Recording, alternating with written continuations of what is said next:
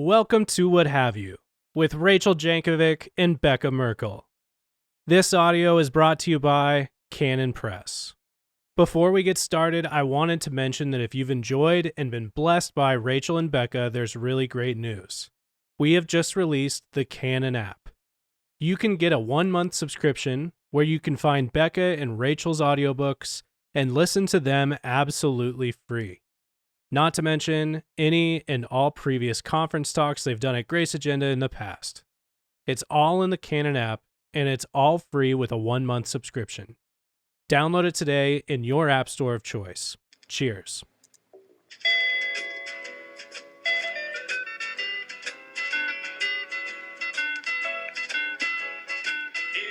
Welcome back to What Have You. I'm Rachel Jankovic. I'm Becca Merkel.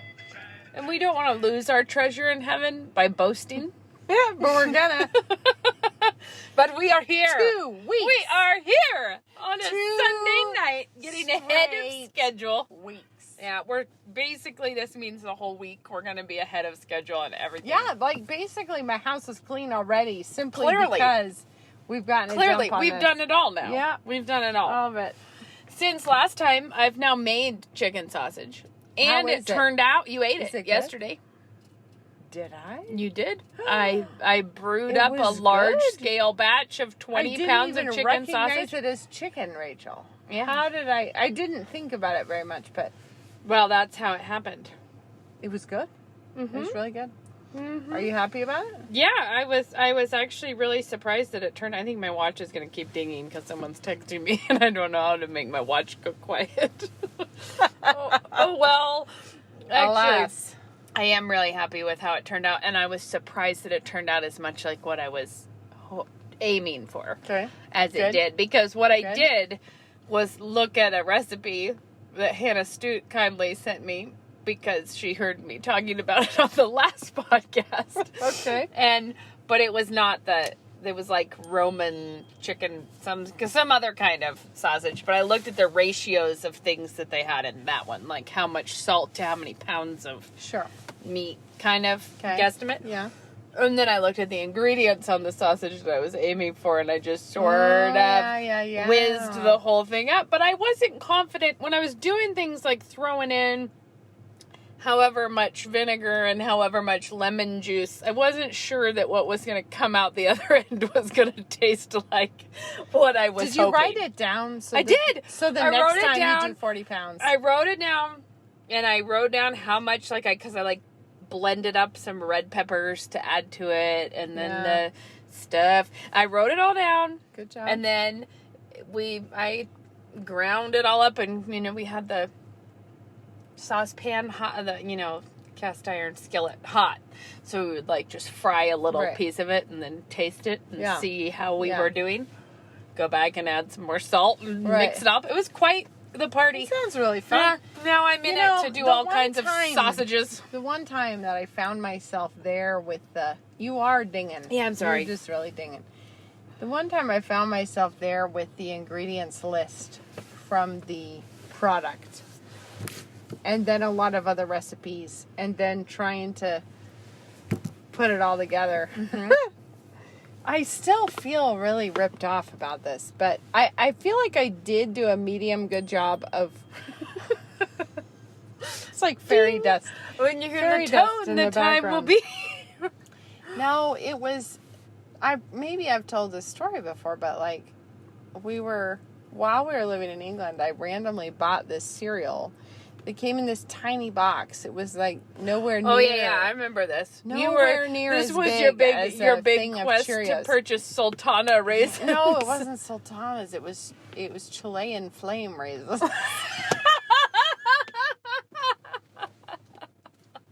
What are Sultana raisins? Where did I pull that from? No, there are And sultanas. how did I forget think- Chilean flame? I think sultanas are just another name for raisins. But anyway, All right. it was this amazing brand I remember of because cereal. they were amazing raisins. Yeah, they when were. you got them. They were, Yeah. but it was like this little box of cereal, and I bought it for myself because I knew nobody else would really cherish it. And it was just, Yeah, I feel like it was like maybe a quarter of the size of a normal box of cereal. Maybe a third. Kind of like a baking soda box. And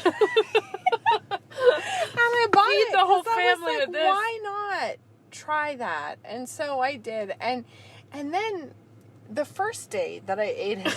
Oh, I remember this. Yeah, no, because it was a real thing. The first day I ate it, it was amazing. I had an amazing day. And then the second day I ate it, I had an amazing day. And then the third day I was like, is this a cereal? Like, do I have this weird, like, surge of Am energy? I basically a horse and Like, eating yes, oats in the like, morning is it really... was this muesli, and it was incredible. And then I had Ben eat it for breakfast. And he used to ride his bike from our farmhouse into town. So we were just outside the ring road in Oxford, and he had to ride all the way into the center of town. And he was like, he came home that day, he was like, I was on fire. I was like zipping into town on my bicycle. And I was like, it is the power cereal. It was amazing. It's a real post-hoc And ergo propter hoc. It was, except for we tested it enough times that it was like, nope, it's the cereal. It gives you Becca, this incredible boost. how did you ever quit working on this? Here's the problem. They discontinued that version. They did not. They did. And Probably it was illegal. It was... It was probably laced incredible. with something. It was like this amazing. Well, it tasted amazing. It was such a rewarding bit of cereal to eat. It was like. And I think I remember you questing around to make this. Yes, because you were just like, I've got to recapture gotta that do glory of that. If I can eat a cereal that does this. Oh man, and I would eat it every single day if I could. It was so good. And it was this basic, like, muesli with a whole mix of grains, and I could figure that out because it was, like, different flaked, things. And then the only sweetener was malt syrup. And then, so there was some malt, and then there was a ton of nuts and a ton of dried fruit, but it was Chilean flame raisins. And I special ordered a box of Chilean flame raisins. But the magic was never recaptured. Well, no. I actually did a pretty good job one time. I was like, I think that I have done it. And I had written it all down, like exactly how many cashews and how many almonds, because there were like whole cashews in this cereal and I whole could go almonds. for this. Why don't you make me some? And then I could use it on all levels. It was so good. And you ate it and you just felt like you had been zipped up for the day. It was just like you have been It's packaged probably like a serving together size into like a nice quarter cup. tight, probably. But it was amazing. And I still maybe somewhere in my house have that scrap of paper that I wrote everything down on, but they have since discontinued that cereal. But I had the ingredients list, and then I had a bunch of other granola recipes, and then I had their website up, and then I had the box of Chilean flame raisins that I'd specially ordered. They were big. Huge. Enormous raisins. Huge. Bigger and I'm than not a expected. raisin fan. They were so good. And then, I don't know, I just feel like I really need to get back to that. I think you should. I can see why you were need to. aiming for that. It sounds like That's a your good Christmas time. gift. I'm going to go back on that quest. Yeah, so I make a great granola that I always... I mean, it is world record setting decadent granola. That is the Food 52 Genius Recipes granola that is just so good. But the thing is that it is the most indulgent thing on all levels. Like, to make it. Yeah, like, why not To just make it eat? first, you've purchased the world's most expensive ingredients and combined them. It's an olive oil granola. Okay. Is And- it like just make a tower of toffee and eat it for breakfast? Well, no, it's not that it's that sweet. It has the big flakes of unsweetened coconut. The big pretty big flakes. Yeah. That I think you toast them maybe and add that. Yeah. And then it's pecans and I think it is craisins and pecans, but then I use some orange infused olive oil in it. So it's this orange olive oil and brown sugar, and it comes out in this like, and maple syrup. So it comes off in just this, like, mind-blowing deliciousness. But it has got to be, like, I don't know, 3,000 calories for a quarter cup. That's probably why we And were then- up to such a great start in the morning. Yeah, and then I... and then I would Stuck the be... fire hot. And then the funny part is I would always be like, this is so good, I should give it to people as Christmas gifts. Oh. Which is how you get down this trail of why am I making such an incredibly expensive item? Yeah, right. Because you give someone like a little treat bag full of granola and they it's can like, have, that, I like- mean, that was an investment, guys. Yeah. So you can have one bowl. Have Cherish it. you seen the cost of pecans lately? Cherish that bag. Yeah. So I know. I do it still on principle sometimes because it really is one of the world's best foods. That's amazing. But you don't See, really. mine, yeah, I need to It's come not back a around. wise way to eat. Mine, I felt more godly about it because it had malt syrup, so you had to like get whatever that is. Like I bought malt syrup. It had bran flakes and oats and who knows what else. And I kind of did the same procedure as granola, where you kind of like toss it and toast it. Mm-hmm. And then it had a ton of whole nuts Yeah. and a ton of whole You were basically fruits. eating like a dry Larabar. but amazingly No, with better. grains, I guess. But yeah. also with a lot of milk. So, seriously, I can't think of a better way to start your day off, really. It's like you can have your coffee, and then you could have this, and you have just... You could just hit go a all grand day now. slam. You could just go yeah, all day you're now. just ready. Yeah. You're ready for it. Mm-hmm. Mm-hmm. Now that how I is think all about your this, I'm yearning hard for it. How is your Christmas prep coming along? Well, I've got some thoughts in my head. How's your Christmas prep? Real good, I think. Really? I have wrapped gifts. What? Yeah. Where'd you put them? Right now they're in my room. I have some gifts, but I haven't wrapped them because I don't know where I'll put them. I'm wrapping them as we go. I use the Manage Christmas app Oh, so that I can mark we're things. back to this. So I can mark things as purchased or wrapped. I don't really do anything with them until I wrap Managed them. Christmas? Is that what it's called? Yeah, it just helps me to know who I got a gift not for. that's not the same app you've been recommending in other Yeah, it years. is. No, it's it is. not. Back, it's the one I've been using. Your other so. one that you recommended. Unless I make something up that no, it was wasn't something true in Santa's previous years. something. It certainly wasn't. I've only ever used Managed Christmas, so I Really? think I'm an authority here on what apps I've used. So. Yeah. Well, anyways, that helps. I I'm have getting your gift. Oh. You know what else I have? I have your birthday gift, and I'm feeling a bit affronted because I was really happy about it. And now I have a suspicion that you already have it. Well, And if I'm it's a muesli that powers you up for weeks of work, then I don't have it yet. And I need it. I'm in the Oh, I'm need. gonna have to make some more of that stuff, but Yeah. I don't think I want to look at the calories. Yeah. Anyway, so what I'm telling you is that I've been doing some dalliance with thinking about Christmas. Yeah, that's good. It's coming for us in kind of a high speed sort of a way. We're trying to finish our basement. So what I've mostly been doing is just sort of spreading a cloud of sheetrock dust all over the whole house.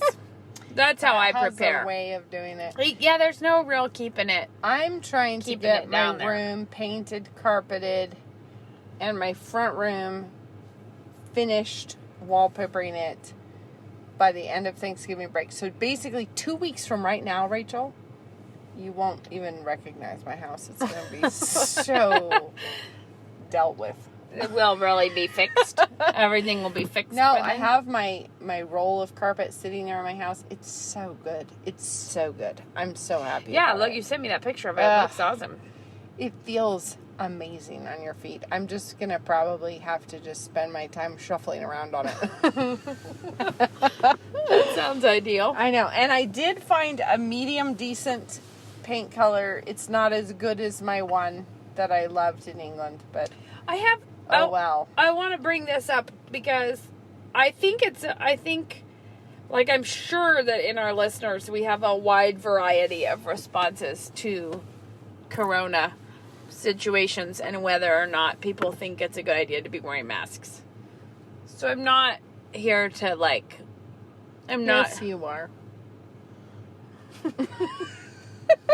How do you know I'm not going to say flatter you? I'm not here to flatter you. No, what I was going to say is I just have this observation that I feel like is really on my mind.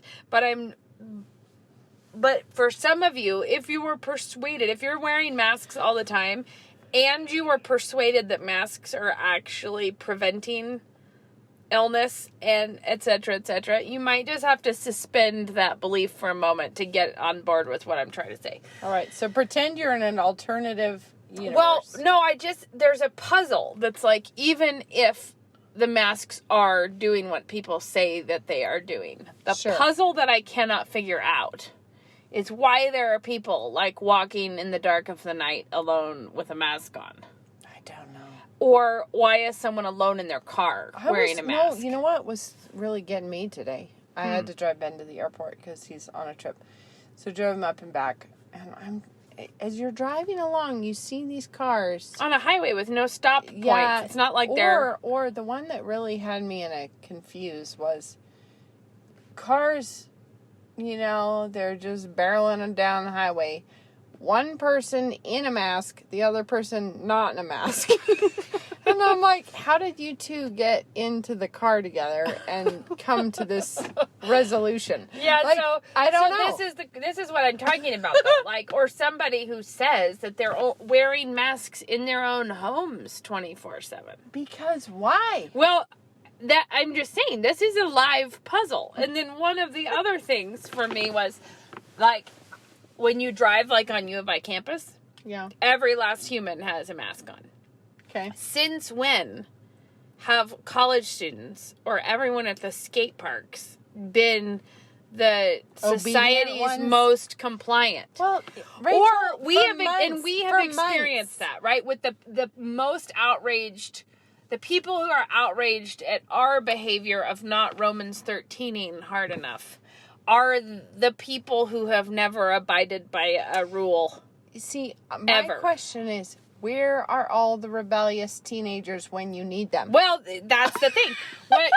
And this is why I think it's a puzzle, because where are the people who burned all the draft cards? Where are the people? The people who burned their bras. Where are they now? They're the ones safety patrol officers. Okay. I'm just going to sail out. I'm gonna do it. All right. Becca's not as cautious as me. Oh, she's the model of decorum, but I'm about to say something. Always. Here's the thing. This is what Ben and I were talking about. That generation that burned their draft cards and burned their bras. Now they're burning down our civilization. No, that is the same generation. It's the one that came right after the greatest generation. Mm-hmm. And if you think about our grandparents, they're the ones that did World War II. Like, they handled that. And then their children were the ones who didn't want to do something hard. Mm-hmm. They are the ones that said, we don't want to go to war. We want to stay here and go to college. We don't want to stay here and fornicate. To have children. We don't want to have to do the things. And we want to have basically ruin the economy with the Social Security thing. Yeah. We want to, and that's the group that is the high risk. You will endanger us if you don't wear masks. You're going to put us at risk. And there's a question of, like, has that been the toxic group for all of these years? Because I feel willing to say maybe. because they are all the ones who this whole time have wanted everybody else to have to do hard things so they didn't have to. Mm-hmm. And that feels to me like the MO of that particular group. So what I was going to say is, though, about this is that I'm looking just from a cultural perspective of what's happening here. Those are the puzzles, like the ones that don't fit in even with, like, should you put a mask on when you're dealing with another person directly? The ones that are just like, why are you just putting a mask on in your own home? Yeah. What are you saving anyone from? Because you have to watch out for the heat vents. Yeah, or I saw a woman commenting that she has not had contact, she has not touched another human in 3 months. And she was like, it's hard, but it's what I have to do. And while it's legal for me to walk around my neighborhood, I won't do it, even with a mask, because I could be shedding the virus that might endanger someone. Okay, now, and I talked about this the other day, and I have to really quick interject a story from Ben's childhood. Because you brought this up. No, tell it right after this. Because let me connect the dot first, and then you tell it. All right. Okay, so the thing I was realizing is that COVID is invisible. And it basically is a sin that leads to death. Yeah. And we have a society that is walking around saying, unclean, unclean. I'm unclean. You know, like, you're unclean. Nobody knows who's clean. But the thing is that I think that COVID is a science-y sounding thing that explains the unbearable guilt of sin to people. Like, that we have this guilt, and we're like, oh, it's invisible, it's causing death, I probably should have it. So then having to wear a mask, well, no, I don't probably have it. I feel certain that I do because I feel the guilt, right? Because I already have this. And so wearing the mask is like something has to be done about this unbearable guilt. And I'll tell your story. Yeah, so when Ben was a kid, there was some lady that lived across the street from them. And I guess there was this constant scene going on over there where she was always trying to get it dealt with. Like getting for bug mold. bombs? Well, it was like mold. We're having to have the mold taken care of. Now we have an insect infestation of some sort. So we're having the whole place, bug bombed. And we're pretty sure we have. It was like there was always an infestation of some sort going on and trying to get dealt with. Mm-hmm. And then it turned out her husband was having an affair. And they got divorced. And the thing is that she knew that there was a problem, but she was misidentifying it. It was like she was paying... I do want to put in here... She was paying to have the mold taken out, or she was paying to have the bed bugs dealt with. Well, she knew that the atmosphere was She knew it was bad. toxic. She knew it was deadly. I do feel like we should just put it out there that there is some possibility that maybe it led the other direction. Of course. But these things are often a feedback loop. However, a little closed circuit of the home. But let's just take only that little snapshot. No, I've always thought that was a thing that's insightful. That is an insightful thing into human nature, because sometimes you're just like, something's really wrong, and your idea would be, I must have an allergy. Yeah. Or I must have, it's just that you might be really right that something's really wrong.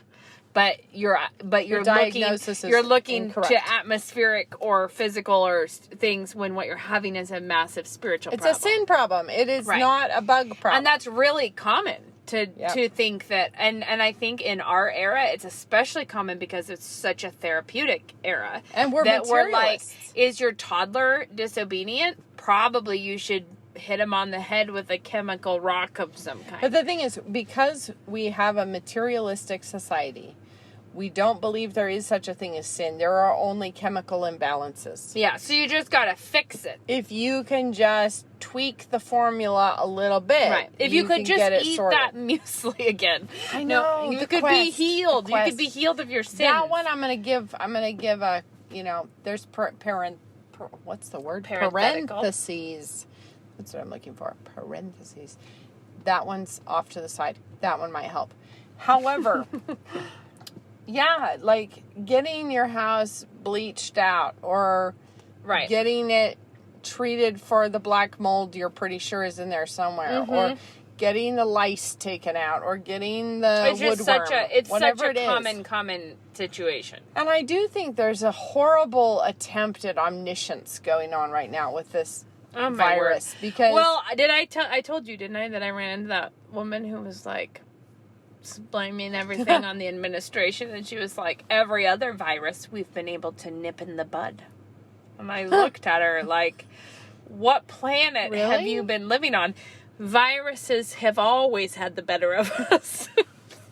I don't remember a time when everyone was like, don't bother having a cold anymore. No. We know how to nip it in the Don't bud. worry, the Democrats have the House, so we don't have a So virus. now there won't be colds. The Yeah. flu is a thing of the past. It's really funny. So I just bad. think it's an amazing need to track where each single thing goes and feeling like there's something we can do. We have some power here that's when we gonna don't have fix power. it. And it cracks me up because you can totally dispute about whether the virus is all that bad or is not all that bad.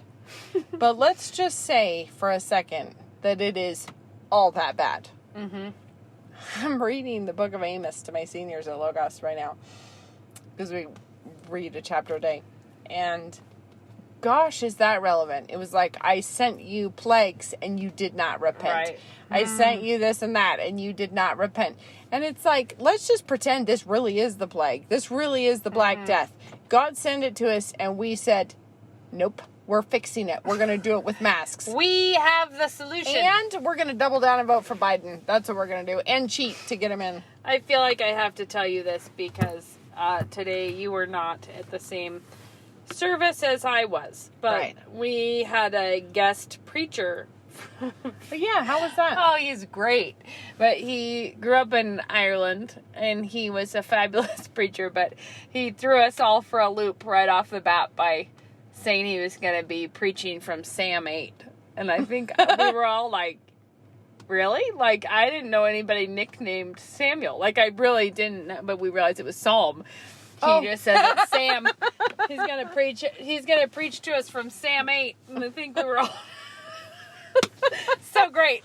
And the sermon was great. And it was Psalm 8 being the one about out of the mouths of babes and nursing infants has thou ordained strength because of thine enemies.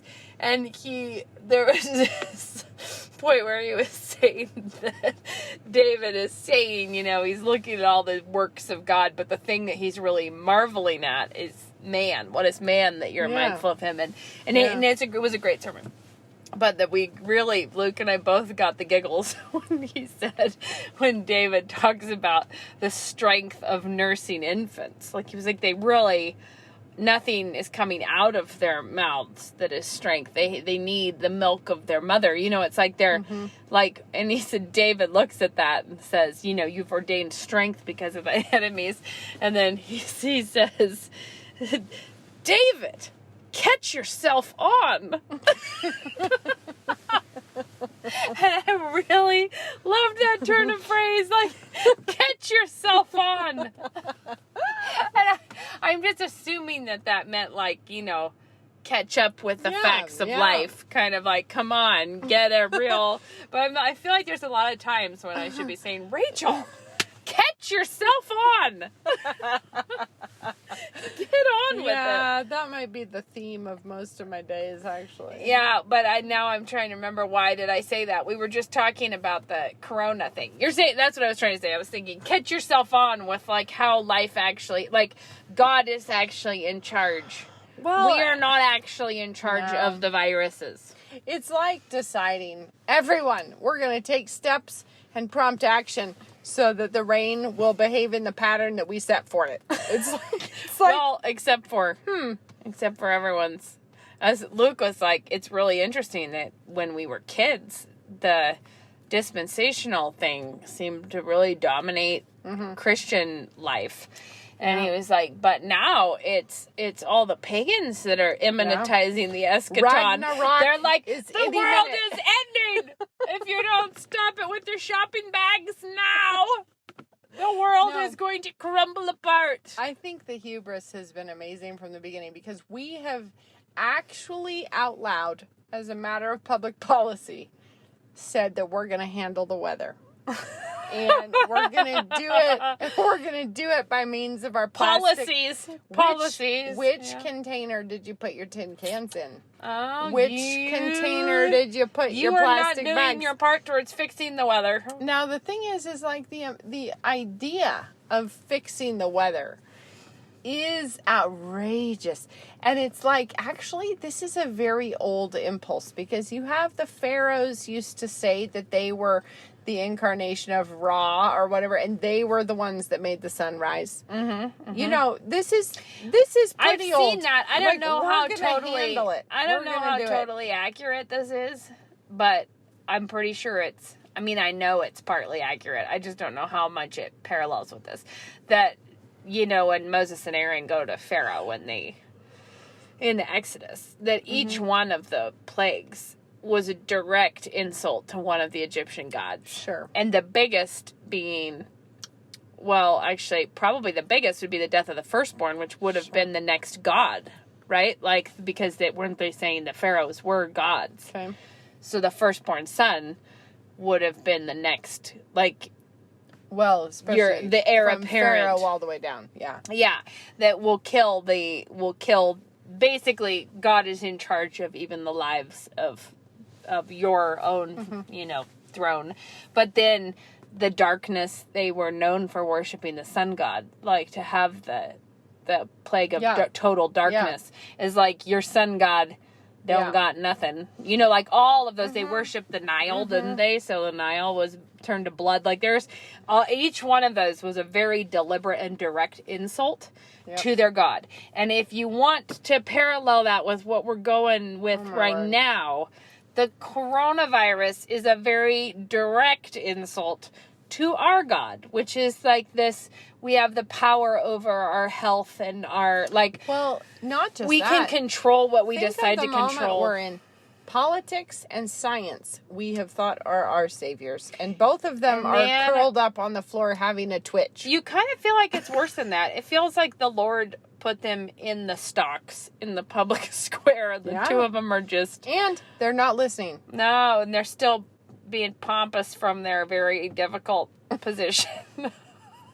Well, okay, but see, in Acts the other day, I was struck about Paul saying that God, like, put up with idolatry and people being mistaken. But he said, I'd have to look up the verse. He said something about, but he left a witness, and it was the rain. Like, the rain is a witness that is not true. It's like it was the creator God. And it was just such an interesting turn of phrase where it's like, all of us have the rain. And if all of us just looked up and noticed, and noticed that we're not in charge of that. Do you know what and that the jumped out at me creator in God Acts? Is that when it's Ananias, isn't it? There's two of that one. Sapphira? No, not that one. The one who goes, it is Ananias, isn't it? Who goes to talk to Paul when he's like, really? Okay. When it comes to say go, he's blind, yeah. When he's blind. But I don't know, I'm sure I noticed it before, but it never like jumped out at me. That it says that he's on, like, at the street called Straight. Yeah, I love it. But as far as I can think of, that's the only time we hear the name of a street. A physical address? Right, like, it's sort of like, but of all the names of all the streets, to have it be the street that's called Straight. Yeah. Because I was thinking about how Dad always says that God draws straight with crooked lines. Yeah. And, like, the turning, like, Paul being turned from this total darkness and confusion that he was in. But that he's blind on the street called Straight. Yeah. But he's been saved. And I think that's almost like a Pilgrim's Progress reference in there. Yeah, like, it's just like... Yeah. Anyways, I thought that was funny. It jumped out at me. It's like, what a cool... I don't know. It just seemed like a... Maybe I never really noticed that the street name was in there. I don't know. Yeah. Either way, there's always something that you find that you didn't recall from before. It's so, true. back to this masking thing, I just want to say, this is why I think it is such a weird thing that none of the typically rebellious people are being rebellious at all. And suddenly, the, like, world's most warm and cheerful Christian women are the great rebels having a wild time out on the town. There has been a big switcheroo, because I think it is noticeable that some of the people who were the most huffy about our psalm sing, Christians who were huffy, not the liberals, who of course they were, But I mean, the Christians who are the most huffy about it are ones who, well, and I'm just saying the sample group of people that I recognized. Yeah, sure. People that, like, on the internet, I know them, I have some past with them, and I see their reaction to it. They're the people who were the most flippant about rules. Mm-hmm. And so to suddenly but when you say rules, that's in scare quotes, because a lot of like, you're not talking about like public. I mean, what we're trying to say is the people who were up in arms about Romans 13, et cetera, et cetera, et cetera, and citing were in Romans many 13. cases people who would have rolled their eyes about not having sex before you're married. Yeah, no, they were people who it was could not have been, like, it was a very wild contrast. Not like I actually happened to know that you were sleeping with your boyfriend, and that was being a problem with the church, and now you're going to get on the high mad horse at the and church say, for not obeying the authorities. You need to obey the existing authorities. And I'm like, since when has that been your MO? That's funny. It's a question that you have to ask, is you're like, what happened here? Yeah. And then meanwhile, people who are just like, I know a number of like hilarious elderly women who will not, won't participate in masks or whatever. But one of the things I was thinking is that I think if you've done this, who knows how many of our listeners even do, I don't know, if you have gone somewhere without a mask and in a place where most people are wearing a mask, it does feel as awkward as hopping up on a bench to give your testimony somewhere. Because the reality is, if you just go with me for a minute in thinking that the reason everybody was willing to put a mask on has more to do with their consciousness of their own guilt and sin than it does fear. Guilt and fear, but it has more to do with fear of death and guilt over sin than it has to do with an actual virus or trying to prevent a virus. And if you believe that, and I'm not saying universally every person who has a mask on is doing that, but I'm saying I do think the only reason that this many people could have done that so compliantly is that the handles are on something else. Like the handles are somewhere else. It's much deeper. And so if you think when I go to the grocery store, all these people who are masked are being eaten alive with fear of death and guilt over sin, do you think that it is more loving to have the nerve to smile at people, which is a declaration that you know what it is to be forgiven, you know how to be rid of your guilt, and that you are not afraid? Like, and the reality is, it's far more loving. And not only that, you have to psych yourself up for it, because I find myself, I'm not a person who loves to go get into a conflict with people. No, in fact, go ahead. Say what you're going to say. No, it's not my favorite thing at all. No, I am not a fan. And there's places where I know I can go without a mask, where I don't even have to think twice about it, and it's totally fine. And I might be the only person in there without a mask, but I've been there before, so I'm not really thinking about it. But then there's when you have to go to a new place and you're not really sure and you don't know how it's going to go. I just sit there having to like pray the whole way in that it's going to be fine and it's going to be all right. You all may think of me as being a person who loves conflict, but I'm actually not that. It's not like I'm super into the conflict. It's not In fact, good. I've been totally avoiding Walmart indefinitely right now because I just hate it. Rachel, I just don't want to deal with it. I haven't gone into Walmart. I have. Since the But day... I can get in the mood where I'm fine with it, and I'm like, whatever. But if I can avoid it right now, I do, because I dislike the security guard time. I just dislike the whole situation, so I'm figuring out alternate ways around it. However, it's to walk in somewhere with a bare face right now is not because you are, I don't know, a sheep. It's really quite the opposite. It is a major endeavor. And if you're convicted of it, which I am convicted of it, I'm not going to be... I feel like it's like they're making me wear a Biden t-shirt. And I'm like, I'm sorry, I can't.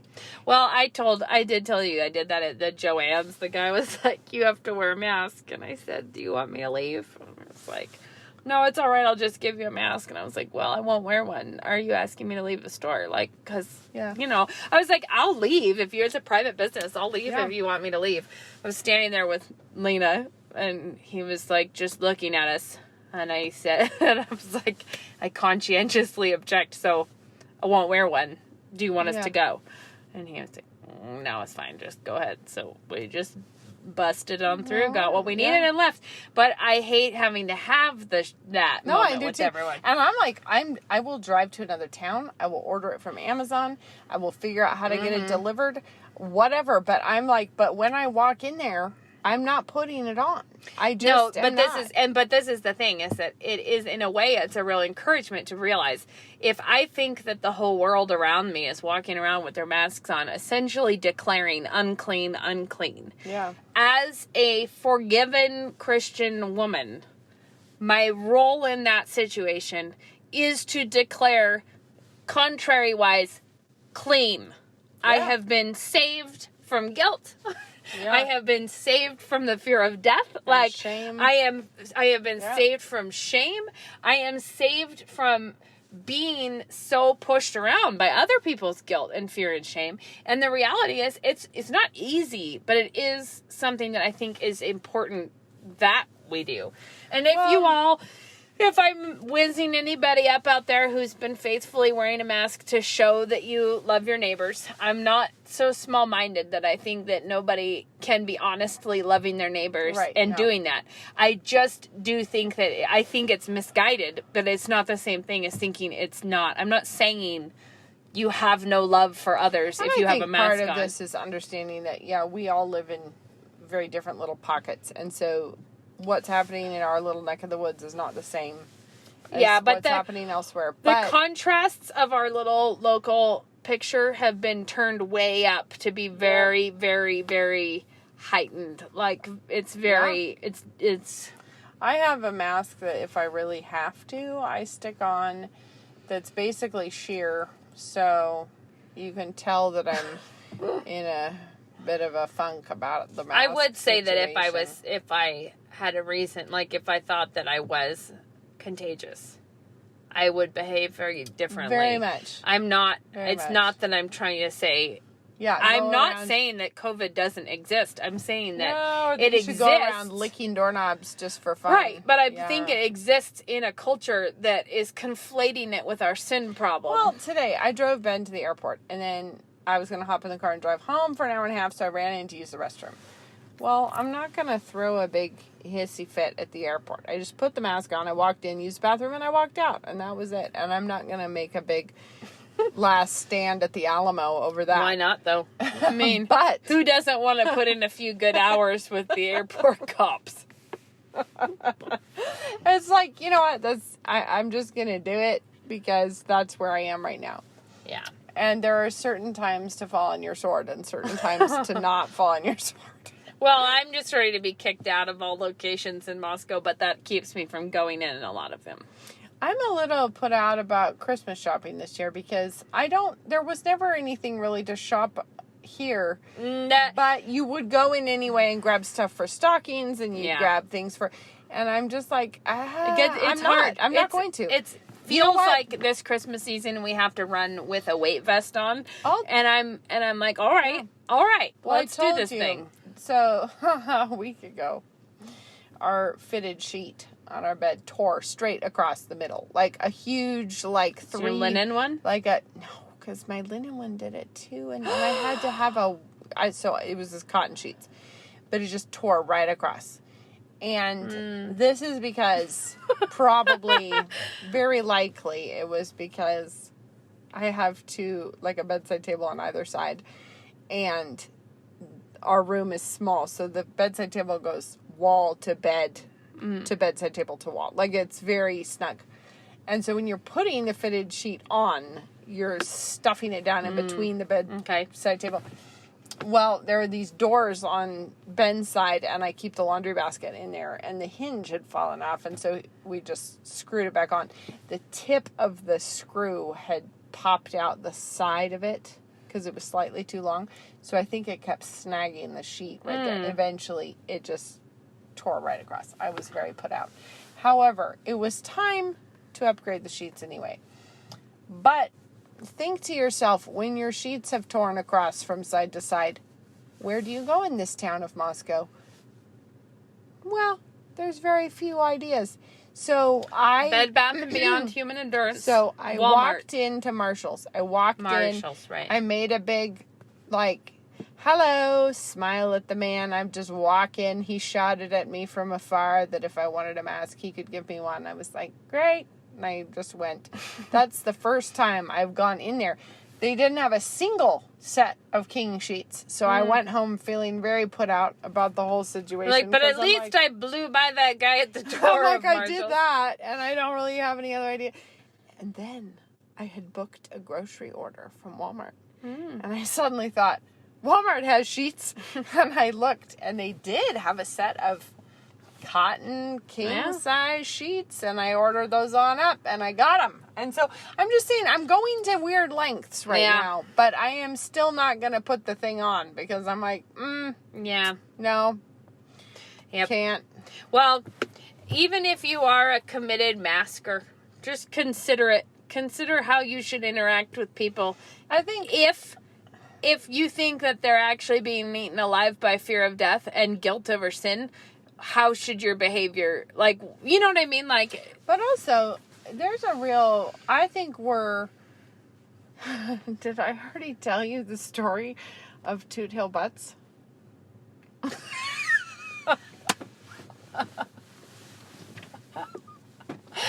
Well,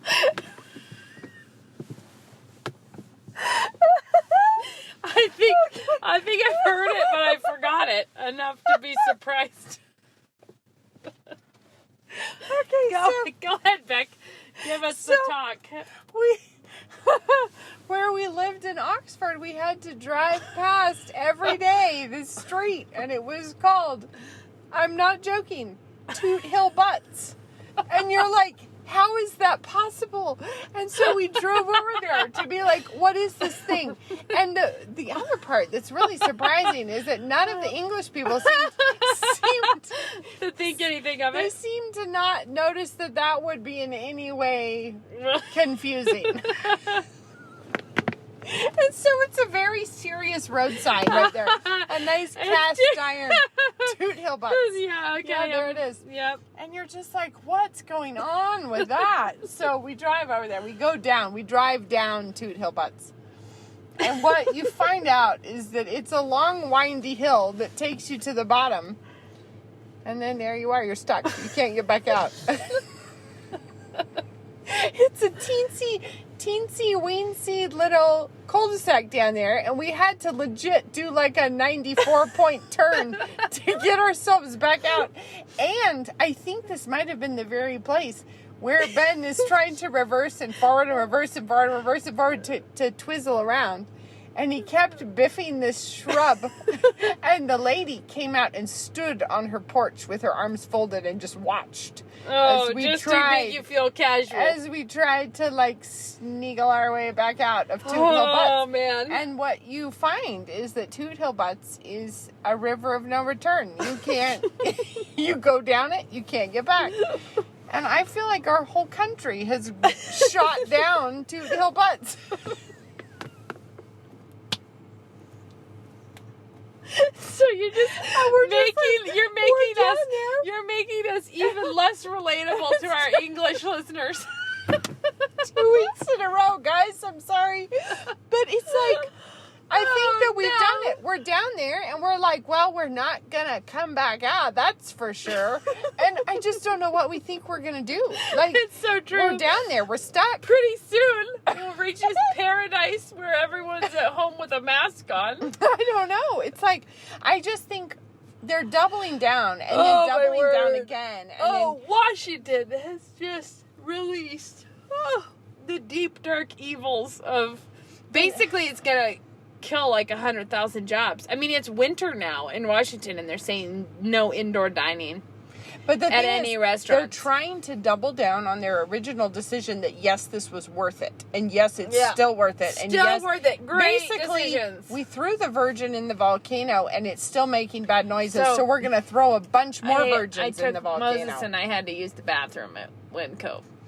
We went in there, and there was a real lower class woman in there, and she's washing her hands or something. I was like, hi, whatever. But then she just turns to me, beaming really big, and said, did you hear they're giving everyone $1,200? And I said, who is? And she was like, I don't know, but we're all going to get a check. She's so stoked about it. Lately, or was this before the first one? No, I think it's a fresh $1,200 that they're sending to us from our great-great-grandchildren. Because nobody has to pay that. Nobody has that much money. Anyways, she's just tickled pink that we're all gonna get $1,200, it's a weird thing because you're looking. I said, well, who is? And I was like, is this a federal thing or a state thing? She's like, I don't know. We're just gonna get them. I was like, oh my word, because here we have someone just super stoked about. Just on the take. Well, okay. Well, no, but like super stoked about, not at all concerned about the overarching infrastructure of the world. Right. Right, like not at all concerned that whoever's sending us this dollars might not have it. Right, like just not reading any bigger narratives. Right. Just the one that's like, I know. I'm gonna get a new TV. Well, the thing is, we're across the street from the Catholic Church, and there's a food bank right next door. And in most of the time, occasionally somebody rolls up to the food bank, but, whatever. It's not a big thing. Ever since COVID, it is nonstop. It's a huge event over there. And it's like there's no parking on the street. There's tons of people. They just stand in the front yard of the food bank until they get the stuff. They're bringing in like food trucks, like big trucks, like to unload everything into this big pile in the front yard, and they're giving it out. And there's this, it was soup night at my house, so I had gotten all the groceries, and I pulled up in front of our house, and I'm running it from my car to the porch and dropping a big pile and then running back. And there's a guy who's standing across the street from the food bank, so he's on my side of the street, and wearing like 3 masks and standing apart from all others. And on like my 16th trip to the car, he goes, that's a food bank over there. I was like, oh yeah. And he's like, they'll just give you food. He's like, you don't have to, like, they'll just give it to anybody. Like, it doesn't matter. You can just go get free food. It's like, oh, okay. And it just gives you the, like, whoever is doing it, if it's a charity food bank, of course or whatever, it is. It's the Catholic Church. I know, but it's like good on them for their charity. But on the other hand, to not be the people with so little. It's like you always want to be the person who is standing there trying to give, and not the person standing there trying to be on the take. Yeah, like how could I scam this people to get some free goods? How can I get some more free things? As opposed to like, how can I help? I just want to bring this around to the heart of helping, which is that I think that this is the thing that Christians are bad at. And this is that we start with the key point that your salvation is free. And we think that everything should be free for us. Yeah. And it's really important. Rather than, I should give it away for free? Well, rather than noticing the fact that salvation was not either free. It cost God and it cost Jesus a lot. Yeah. It was a thing of enormous price that was given for free to you. Who are we called to imitate? Right. And so if we're imitating, we are giving things for free that cost us much, that cost us our, whatever kind of sacrifice, financial, personal, whatever sacrifices we're doing, we're giving it away for free. But it's not because it was a free item. We're not only called to give away the things we found on the side of the road, or we're supposed to give away what costs us much.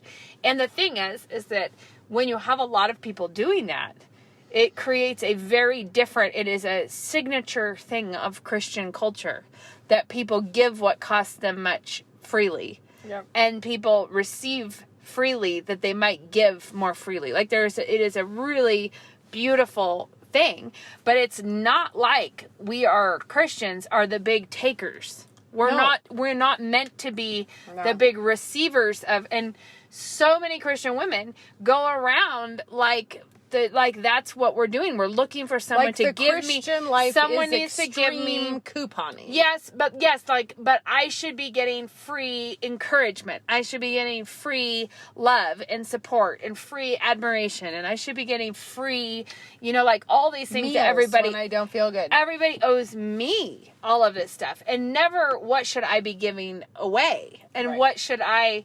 Who could I encourage for free? Who could I do something kind for free?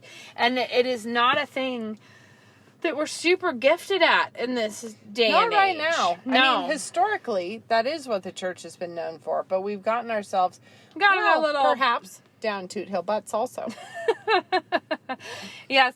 And the thing is that mental position is something that we need to eradicate from our lives. Yeah. Because if you're going around thinking of yourself as the need person and everybody else is the giving capable people, then you are on the wrong path. Exactly. And especially as we go into this holiday season, I'd like to encourage you all to be looking everywhere for ways to give and not for ways to receive. Keep your eye on the exports, not the imports. Absolutely. And I should just throw out there that by way of vindicating the poor English people that I've been throwing under the bus, I think that butts is related to our word butte. Like, I think it means like a hill. It's like a long hill or something. Toot Hill, I can't possibly explain to you, but I think that there's some linguistic connection there between a long, tangly hill. It is just genuinely funny because it's like... And if you're English, you probably don't know why, and I can't explain it. It's just funny. It's a silly thing to call something.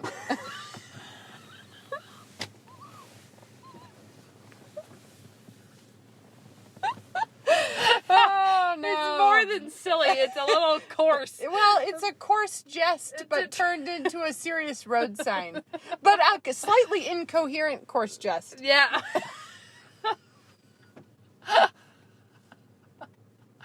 Oh, on that fine and edifying note.